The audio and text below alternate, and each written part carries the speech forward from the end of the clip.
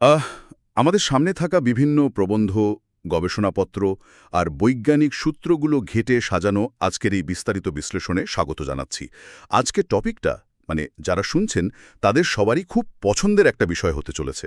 হুম বিষয়টা আসলেই ভীষণ কৌতূহলোদ্দীপক। আমরা তো সায়েন্স ফিকশন বই বা সিনেমায় এটা সবসময়ই দেখি। ঠিক, ওই যে H.G. ওয়েলসের দ্য টাইম মেশিন কিংবা আধুনিককালে ক্রিস্টোফার নোলানের ইন্টারস্টেলার মুভিটা, এমনকি আমাদের প্রাচীন পুরাণগুলোতেও ধরুন মহাভারতের রাজা কাকুদমি আর তার কন্যা রেবতীর গল্পের সময়ের আপেক্ষিকতার একটা দারুণ উল্লেখ আছে। হ্যাঁ, কিন্তু আজকের এই আয়োজনে আমরা কোনো জাদুকরী কল্পকাহিনীর জগতে থাকব না। আমাদের লক্ষ্য হল নিরেট পদার্থবিজ্ঞান বা ফিজিক্সের চোখে বিষয়টা দেখা। একদম, সময় ভ্রমণ বা টাইম ট্রাভেল জিনিসটা আসলে বৈজ্ঞানিকভাবে কতটা বাস্তব এবং লজিক্যাল, সেটাই আমরা খোঁজার চেষ্টা করব। এর জন্য আমরা বেশ কিছু সলিড সোর্স ব্যবহার করছি। হ্যাঁ, যেমন Stanford encyclopedia of philosophy, Stephen হকিংয়ের বিখ্যাত বই a brief history of time, আর পদার্থবিদ কেপ্ট থর্নের থিওরি। সাথে আরও থাকছে নিউজ 18 এবং উইকিপিডিয়ার বৈজ্ঞানিক নিবন্ধ। আর আমরা বিজ্ঞান কথন ও রহস্য কথা নামে দুটো বিজ্ঞানভিত্তিক শোয়ের ট্রান্সক্রিপ্টও ঘেটেছি। তো এই সবগুলো সোর্স থেকে একটা ব্যাপার কিন্তু খুব পরিষ্কার: সময় কোনো পরম বা অ্যাবসলিউট ধ্রুবক নয়। একদমই তাই। মানে আগে নিউটনীয় পদার্থবিজ্ঞানে সময়কে একটা নিরবিচ্ছিন্ন নদীর মতো মনে করা হতো। ভাবা হতো সময় সব জায়গায় একই স্পিডে বয়। কিন্তু আধুনিক ফিজিক্স সেই ধারণাটা পুরোপুরি বদলে দিয়েছে। আর এখানেই আসে অ্যালবার্ট আইনস্টাইনের থিওরি অফ রিলেটিভিটি। ঠিক, এই আপেক্ষিকতা তত্ত্বই আজকার আলোচনার মূল ভিত্তি। আমরা যখন স্পেশাল আর জেনারেল রিলেটিভিটির গাণিতিক কাঠামোটা দেখি, তখন বুঝতে পারি যে স্পেস টাইম বা স্থানকাল আসলে পরিবর্তনশীল। গতি এবং মহাকর্ষ, এই দুটো জিনিস সময়ের ওপর সরাসরি প্রভাব ফেলে। আর জানেন তো, এই পরিবর্তনের হাত ধরেই কিন্তু ভবিষ্যতের দিকে সময় ভ্রমণের তাত্ত্বিক এবং বাস্তব প্রমাণ বিজ্ঞানীরা পেয়ে গেছেন। হ্যাঁ, ভবিষ্যতের দিকে টাইম ট্রাভেল কিন্তু শুধু থিওরিতেই আটকে নেই। টাইম ডাইলেশন বা সময়ের প্রসারণের কারণে এটা স্পেশাল রিলেটিভিটির একদম সরাসরি একটা ফলাফল। ওই টুইন প্যারাডক্স বা যমজ ভাইয়ের উদাহরণটার কথা বলছেন তো? হ্যাঁ, ওটাই। বিষয়টা আরেকটু গভীরে গিয়ে দেখলে ফিজিক্সটা বোঝা যায়। ধরুন, দুই যমজ ভাইয়ের একজন পৃথিবীতেই রয়ে গেল, আর অন্যজন এমন একটা স্পেসশিপে চড়ল যেটা আলোর গতির কাছাকাছি বেগে ছুটতে পারে। তো মহাকাশে থাকা ভাইয়ের জন্য সময় তো অনেক ধীরগতিতে বইবে, তাই না? একদম। সে যদি তার হিসেবে কয়েক বছর পর পৃথিবীতে ফিরে আসে, তবে দেখবে পৃথিবীর ক্যালেন্ডারে কয়েক দশক বা শতাব্দী পার হয়ে গেছে। মানে সে আক্ষরিক অর্থেই ভবিষ্যতের পৃথিবীতে এসে পৌঁছেছে। আসলে এখানে মূল বিষয়টা হলো অ্যাসিমেট্রি। ওই মহাকাশচারী ভাইকে তো আবার পৃথিবীতে ফিরে আসতে অ্যাক্সেলারেশন বা ত্বরণের মধ্যে দিয়ে যেতে হয়, যার ফলে তার ফ্রেম অফ রেফারেন্স আর পৃথিবীর ফ্রেম অফ রেফারেন্স এক থাকে না। আর এই গাণিতিক প্রমাণের সবচেয়ে চমৎকার দিক হল এটা ল্যাবরেটরিতেও পরীক্ষিত। মানে পার্টিকেল অ্যাক্সিলারেটরে আমরা এটা রোজ দেখতে পাই। ওই যে মিউ1 কণার ব্যাপারটা। হ্যাঁ, মিউ1। এদের আয়ু বা লাইফ টাইম কিন্তু অত্যন্ত ক্ষণস্থায়ী, মাত্র কয়েক মাইক্রোসেকেন্ড। কিন্তু বিজ্ঞানীরা যখন এই কণাগুলোকে পার্টিকেল অ্যাক্সিলারেটরের ভেতরে আলোর গতির কাছাকাছি বেগে ঘোরান, তখন তাদের আয়ু সাধারণ অবস্থার চেয়ে বহুগুণ বেড়ে যায়। ঠিক তাই। কণাগুলোর ভেতরের ঘড়ি স্পেশাল রিলেটিভিটির কারণে ধীর হয়ে যায়। মানে তারা নিজেদের সময়ের সাপেক্ষে ভবিষ্যতের দিকে ট্রাভেল করছে। এই টাইম ডাইলেশনের সবচেয়ে পরিচিত আর বাস্তব প্রয়োগটা কিন্তু একদম আমাদের মাথার উপরেই ঘুরছে। জিপিএস বা গ্লোবাল পজিশনিং সিস্টেম স্যাটেলাইটের কথা বলছি। হ্যাঁ, যারা ভাবেন যে রিলেটিভিটি কেবল ব্ল্যাক হোল বা মহাকাশের বড় বড় ক্ষেত্রে কাজ করে, তাদের জন্যই জিপিএসের ফিজিক্সটা জানা খুব জরুরি। কারণ এখানে স্পেশাল আর জেনারেল দুটো রিলেটিভিটি একসাথে কাজ করে। স্যাটেলাইটগুলো তো পৃথিবী থেকে অনেক উঁচুতে খুব দ্রুত বেগে ঘুরছে। স্পেশাল রিলেটিভিটি বলছে এই প্রবল গতির কারণে স্যাটেলাইটের ভেতরের ঘড়ি প্রতিদিন পৃথিবীর ঘড়ির চেয়ে প্রায় 7 মাইক্রোসেকেন্ড ধীর হয়ে যায়। আর ঠিক এখানেই জেনারেল রিলেটিভিটি আরেকটা সমীকরণ জুড়ে দেয়। স্যাটেলাইটগুলো যেখানে আছে সেখানে পৃথিবীর গ্র্যাভিটি বেশ দুর্বল। আর আইনস্টাইনের থিওরি অনুযায়ী গ্র্যাভিটি যত দুর্বল হবে, সময় তত দ্রুত বইবে। একদম। এই দুর্বল মহাকর্ষের কারণে স্যাটেলাইটের ঘড়ি পৃথিবীর ঘড়ির চেয়ে প্রতিদিন প্রায় ৪৫ মাইক্রোসেকেন্ড দ্রুত চলে। তো হিসাবটা দাঁড়াচ্ছে, গতির কারণে 7 মাইক্রোসেকেন্ড ধীর হচ্ছে, আর দুর্বল মহাকর্ষের কারণে ৪৫ মাইক্রোসেকেন্ড দ্রুত হচ্ছে। সব মিলিয়ে জিপিএস স্যাটেলাইটের ঘড়ি প্রতিদিন পৃথিবীর ঘড়ির চেয়ে প্রায় ৩৮ মাইক্রোসেকেন্ড এগিয়ে থাকে। শুনতে খুব সামান্য মনে হলেও আলোর গতির সাথে তুলনা করলে এই ৩৮ মাইক্রোসেকেন্ডের পার্থক্যটা কিন্তু বিশাল। ঠিক বলেছেন। এই সামান্য পার্থক্যের জন্য ন্যাভিগেশন সিস্টেমে প্রতিদিন প্রায় ১১ কিলোমিটারের এরার তৈরি হতে পারে। আপেক্ষিকতা তত্ত্ব ব্যবহার করে জিপিএস সফটওয়্যারে যদি এই হিসাব প্রতিদিন ঠিক না করা হতো, তবে আমাদের স্মার্টফোনের ম্যাপ বা উবার কোনোটাই ঠিকঠাক কাজ করত না। মানে আমাদের দৈনন্দিন জীবনে টেকনোলজি ব্যবহারের সময়ে মূলত আমরা টাইম ট্রাভেলের ফিজিক্সের ওপরেই নির্ভর করে চলছি। ভবিষ্যতের দিকে যাওয়ার এই প্রমাণগুলো তো বেশ শক্ত, কিন্তু সোর্সগুলো ঘাঁটতে গিয়ে দেখলাম ফিজিসিস্টদের আসল মাথা ব্যথাটা শুরু হয় অতীতের দিকে সময় ভ্রমণ বা পাস্ট টাইম ট্রাভেল নিয়ে। হ্যাঁ, কারণ রিলেটিভিটি তাত্ত্বিকভাবে ক্লোজড টাইম লাইক কার্ভস বা সিটিসির অস্তিত্ব সমর্থন করে ঠিকই, মানে স্পেস টাইমের এমন একটা পথ যা ঘুরে আবার নিজের অতীতেই ফিরে আসে। কিন্তু তাত্ত্বিকভাবে এটা সম্ভব হলেও যখনই বাস্তবে অতীতে যাওয়ার কথা আসে, তখনই কজালিটি বা কার্যকারণ সম্পর্কের লজিক্যাল কাঠামোটা সম্পূর্ণ ভেঙে পড়ে। কজালিটির মূল কথাই হল কারণ সবসময় ফলাফলের আগে ঘটবে। আপনি গ্লাসটা টেবিল থেকে ফেলে দেবেন, তারপর সেটা ভাঙবে। ভাঙাটা ফলাফল আর ফেলাটা কারণ, কিন্তু অতীতে গেলে তো ফলাফল কারণের আগেই ঘটে যায়। আর এখান থেকেই তো সেই বিখ্যাত গ্র্যান্ডফাদার প্যারাডক্সের জন্য। একদম, খুব ক্লাসিক একটা উদাহরণ। ধরুন কেউ একজন টাইম মেশিনে করে অতীতে গিয়ে নিজের দাদাকেই তার বাবার জন্মের আগে হত্যা করে বসল। এর লজিক্যাল পরিণতি হল তার বাবার জন্ম হবে না এবং ওই সময় ভ্রমণকারীর নিজেরও জন্ম হবে না। কিন্তু তার যদি জন্মই না হয়, তবে সে অতীতে গেল কিভাবে? এটা এমন একটা লুপ তৈরি করে যেটা ফিজিক্স এবং লজিক উভয়ের জন্যই ভীষণ অস্বস্তিকর। এই প্যারাডক্স সমাধানের জন্য দার্শনিক ডেভিড লুইস খুব মজার একটা থিওরি দিয়েছিলেন, কমন প্লেস রিজন বা কলার খোসার থিওরি। হ্যাঁ, লুইসের মতে ইতিহাস সবসময় কনসিস্টেন্ট থাকে। কেউ যদি অতীতে যায়ও, নেচার তাকে ইতিহাস বদলাতে দেবে না। হয়তো দাদাকে গুলি করার ঠিক আগের মুহূর্তে বন্দুক জ্যাম হয়ে যাবে, বা লোকটা হঠাৎ কলার খোসায় পা পিছলে পড়ে যাবে, মানে কোনো না কোনো সাধারণ ঘটনা এসে তাকে বাধা দেবে। কিন্তু দার্শনিক পল হরউইচ এটার একটা দারুণ কাউন্টার লজিক দিয়েছেন। তিনি বলেছেন, প্রকৃতিকে যদি এভাবেই ইতিহাস রক্ষা করতে হয়, তবে অবিশ্বাস্য সব কাকতালীয় বা আনলাইকলি কোইন্সিডেন্সের জন্ম হতে হবে। লোকটা বারবার দাদাকে মারতে যাচ্ছে আর বারবার বন্দুক জ্যাম হচ্ছে।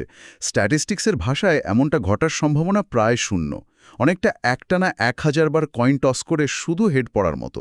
তাই লুইসের এই কলার খোসা তত্ত্বটা মজাদার হলেও বৈজ্ঞানিকভাবে খুব একটা টেকসই নয়। আর এই জন্যই তাত্ত্বিক পদার্থবিজ্ঞানীরা এর অনেক বেশি লজিক্যাল কিছু সমাধানের দিকে হেঁটেছেন।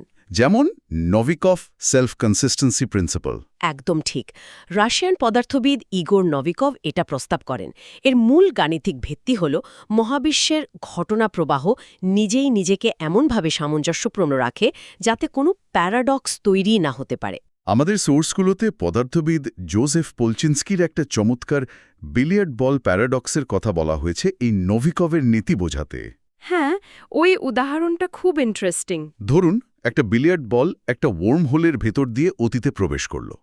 অতীতে গিয়ে সে ওয়ার্ম হোল থেকে এমনভাবে বেরোল যে নিজেরই অতীত ভার্সনকে সে ধাক্কা মারল। আর ওই ধাক্কার কারণেই অতীত ভার্সনের বলটার গতিপথ পাল্টে গিয়ে ওয়ার্ম হোলে ঢুকে গেল। শুরুতে প্যারাডক্স মনে হলেও নভিকভের প্রিন্সিপাল বলছে ধাক্কা খাওয়ার অ্যাঙ্গেলটা সবসময় এমন হবে যা ইতিহাসকে অক্ষুণ্ণ রাখবে। মানে বলটা তাকে ঠিক ওই নির্দিষ্ট কোণেই ধাক্কা দেবে যেটা তাকে অতীতে পাঠাতে বাধ্য করবে। ঠিক, এটা আসলে কোনো প্যারাডক্স তৈরি করে না, বরং একটা পারফেক্ট কজাল লুপ তৈরি করে। নভিকভের পাশাপাশি কোয়ান্টাম মেকানিক্স থেকে আরেকটা সমাধানও তো সোর্সগুলোতে আছে, মেনি ওয়ার্ল্ডস ইন্টারপ্রিটেশন। হ্যাঁ, বহু বিশ্ব ব্যাখ্যা। হিউ এভারেটের এই তত্ত্বে বলা হয় মহাবিশ্বের প্রতিটি কোয়ান্টাম ইভেন্টের জন্য রিয়ালিটি আলাদা আলাদা টাইমলাইনে ভাগ হয়ে যায়। মানে কেউ অতীতে গিয়ে দাদাকে মেরে ফেললেও সে আসলে মূল টাইমলাইনে কোনো পরিবর্তন করছে না। ঠিক, দাদাকে হত্যার মুহূর্ত থেকেই একটা নতুন কোয়ান্টাম ব্রাঞ্চ বা সমান্তরাল বিশ্ব তৈরি হয়ে যায়। সেই নতুন বিশ্বে ভ্রমণকারীর কোনো অস্তিত্ব থাকে না, কিন্তু যে মূল বিশ্ব থেকে সে এসেছে সেটা সম্পূর্ণ অক্ষত থাকে। সমান্তরাল বিশ্বের আইডিয়াটা দারুণ, কিন্তু বড় আকারের বস্তুর ক্ষেত্রে এই তত্ত্বকে মেলাতে গেলে তো আরও জটিলতা বাড়ে। মানে প্যারাডক্স এড়ানো সম্ভব ধরে নিলেও মূল প্রশ্নটা থেকেই যায়, অতীতে যাব কিভাবে? হ্যাঁ, আলোর চেয়ে বেশি বেগে তো ট্রাভেল করা সম্ভব না। তাই স্পেস টাইমের ভেতর একটা শর্টকাট দরকার। আর এখানে আসে ওয়ার্ম হোল বা আইনস্টাইন রোজেন ব্রিজের ধারণা। ব্যাপারটা খুব সহজে বোঝানো যায়। স্পেস টাইমকে যদি আমরা একটা দ্বিমাত্রিক কাগজ হিসেবে ধরি, হ্যাঁ, কাগজের এক প্রান্তে একটা বিন্দু আর অন্য প্রান্তে আরেকটা বিন্দু। পৃষ্ঠতল ধরে হেঁটে গেলে অনেক সময় লাগবে। কিন্তু কাগজটাকে মাঝখান থেকে ভাঁজ করে বিন্দু দুটোকে একসাথে জুড়ে দিয়ে একটা ফুটো করলে সাথে সাথে একটা শর্টকাট টানেল তৈরি হয়ে যাবে। স্পেস টাইমের এই তাত্ত্বিক টানেলটাই হলো ওয়ার্ম হোল। তবে এর উৎপত্তি বুঝতে আমাদের কোয়ান্টাম ফোমের ধারণায় যেতে হবে। খালি চোখে স্পেস টাইম মসৃণ মনে হলেও প্ল্যাঙ্ক লেন্থে জুম করে দেখলে দেখা যাবে সেখানে স্পেস টাইম ফুটন্ত জলের মতো বুদবুদ তৈরি করছে। ওই যেখানে ভার্চুয়াল কণাগুলো শূন্য থেকে তৈরি হচ্ছে আর ধ্বংস হচ্ছে, তাই তো? বিজ্ঞানীরা মনে করেন এই কোয়ান্টাম ফোমে অত্যন্ত ক্ষুদ্র ওয়ার্মহোল প্রতিনিয়ত তৈরি হয় আর বিলীন হয়। একদম। আর এই ক্ষুদ্র ওয়ার্মহোলগুলোকে যদি কোনোভাবে বড় করা যায়, তাহলে পদার্থবিদ কিপ থর্নের বিখ্যাত থট এক্সপেরিমেন্টের মতো ঘটনা সত্যি হতে পারে। থর্ন দেখিয়েছিলেন যে ওয়ার্মহোল শুধু দূরত্বের নয়, সময়েরও শর্টকাট হতে পারে। তার ওই এক্সপেরিমেন্টটা বেশ মজার। ধরুন আমরা একটা বড় ওয়ার্মহোল বানালাম যা দুটো মুখ আছে। একটা মুখ পৃথিবীতে রাখলাম, আর অন্য মুখটাকে একটা খুব শক্তিশালী স্পেসশিপে আটকে আলোর কাছাকাছি বেগে মহাকাশে পাঠালাম। এখানে স্পেশাল রিলেটিভিটি কাজ শুরু করবে। মহাকাশযানটা খুব জোরে চলায়, ওর ভেতরের ওয়ার্মহোলের মুখটার সময় খুব ধীরে কাটবে। স্পেসশিপটা মহাকাশে কিছুদিন ঘুরে পৃথিবীতে ফিরলে দেখা যাবে পৃথিবীর হিসেবে হয়তো 10 বছর পার হয়ে গেছে, কিন্তু স্পেসশিপের ভেতরের ওয়ার্মহোলের মুখটার বয়স মাত্র কয়েকদিন বা মাস পেরিয়েছে। আর ঠিক এখানেই টাইম মেশিনের লুপটা তৈরি হয়ে যায়। পৃথিবীর মাটিতে থাকা মুখটা বর্তমান সময়ে আছে, কিন্তু স্পেসশিপে থাকা মুখটা এখনও 10 বছর অতীতে আটকে আছে। তো এখন যদি কেউ বর্তমানের মুখটা দিয়ে ঢোকে, তবে সে ওয়ার্মহোল পেরিয়ে যখন ওই দ্বিতীয় মুখটা দিয়ে বের হবে, সে নিজেকে 10 বছর অতীতে আবিষ্কার করবে। গাণিতিকভাবে এটা একটা পারফেক্ট টাইম মেশিন, কিন্তু বাস্তবের ফিজিক্স তো এখানে বড়সড় বাধা দেয়। হ্যাঁ, জেনারেল রিলেটিভিটি বলছে ওয়ার্মহোলের ভেতরে মহাকর্ষের চাপ এত প্রচণ্ড হবে যে তৈরি হওয়ার সাথে সাথেই ওটা চুপসে যাবে, একটা ফোটন কণাও পার হতে পারবে না। ওটাকে খোলা রাখতে হলে এমন একটা ফোর্সের দরকার যা মহাকর্ষের উল্টো কাজ করবে। সোর্সগুলোতে দেখলাম এর জন্য তাত্ত্বিকভাবে এক্সোটিক ম্যাটার বা নেগেটিভ এনার্জির কথা বলা হয়েছে। এই এক্সোটিক ম্যাটার শুনলে সায়েন্স ফিকশন মনে হলেও কোয়ান্টাম মেকানিক্সে কিন্তু এর বাস্তব ভিত্তি আছে। সাধারণ ম্যাটার স্পেস টাইমকে নিজের দিকে টানে, আর নেগেটিভ এনার্জি বাইরের দিকে বিকর্ষণ করে। আর ক্যাজিমের ইফেক্ট নামের ঘটনাটা এই নেগেটিভ এনার্জির অস্তিত্ব প্রমাণ করে, তাই না? একদম। 1948 সালে ডাচ ফিজিসিস্ট হেনরিক ক্যাজিমির এটা প্রস্তাব করেন। ভ্যাকুয়াম বা শূন্য মাধ্যমে দুটো খুব পাতলা ধাতব প্লেটকে একে অপরের খুব কাছাকাছি রাখলে এই ইফেক্ট দেখা যায়। মানে ভ্যাকুয়াম তো আসলে পুরোপুরি শূন্য নয়, ওখানে কোয়ান্টাম ফোমের কারণে সবসময় ভার্চুয়াল কণা তৈরি হচ্ছে। ঠিক, প্লেট দুটো খুব কাছাকাছি থাকলে তাদের মাঝখানের সামান্য জায়গায় বড় তরঙ্গদৈর্ঘ্যের কণা তৈরি হতে পারে না, কিন্তু বাইরের খোলা জায়গায় সব ধরনের কণাই তৈরি হয়। এর ফলে প্লেটের ভেতরের তুলনায় বাইরের শূন্যস্থানে কণার চাপ বেড়ে যায়, আর এই পার্থক্যের কারণেই প্লেট দুটোর মাঝখানে এক ধরনের নেগেটিভ এনার্জি তৈরি হয়, যা প্লেট দুটোকে ভেতরের দিকে ধাক্কা দেয়। আর সবচেয়ে বড় কথা হল, ল্যাবরেটরিতে এই ক্যাসিমির ফোর্স সফলভাবে মাপা গেছে, মানে নেগেটিভ এনার্জি আসলেই আছে। তাত্ত্বিকভাবে আমরা যদি বিশাল পরিমাণ নেগেটিভ এনার্জি ওয়ার্মহোলের ভেতরে ঢোকাতে পারি, তবে সেটা অ্যান্টিগ্র্যাভিটির মতো কাজ করে, ওয়ার্মহোলটাকে চুপসে যাওয়ার হাত থেকে বাঁচায়। কিন্তু সমস্যাটা হলো পরিমাপে। মানুষের যাওয়ার মতো বড় একটা ওয়ার্মহোল খোলা রাখতে যে নেগেটিভ এনার্জি লাগবে, তা হয়তো সূর্যের কয়েক কোটি বছরের মোট শক্তির সমান। বর্তমান প্রযুক্তিতে এটা অসম্ভব।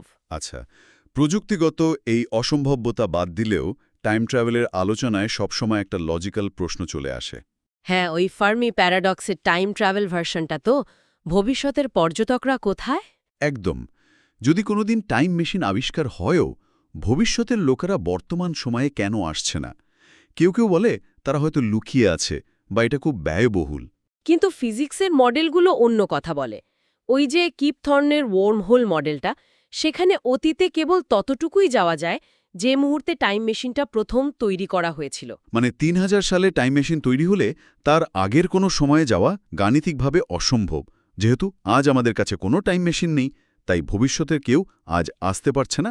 এখানে স্টিফেন হকিংয়ের ক্রোনোলজি প্রোটেকশন কনজেকচার বা কালানুক্রমিক সুরক্ষা অনুমানের বিষয়টা খুব গুরুত্বপূর্ণ। হকিং বিশ্বাস করতেন ম্যাক্রোস্কোপিক লেভেলে বড় বস্তুর অতীত ভ্রমণ মহাবিশ্বের ফিজিক্সের নিয়মগুলোই আটকে দেয়। প্রকৃতি নিজেই ইতিহাসকে সুরক্ষিত রাখে।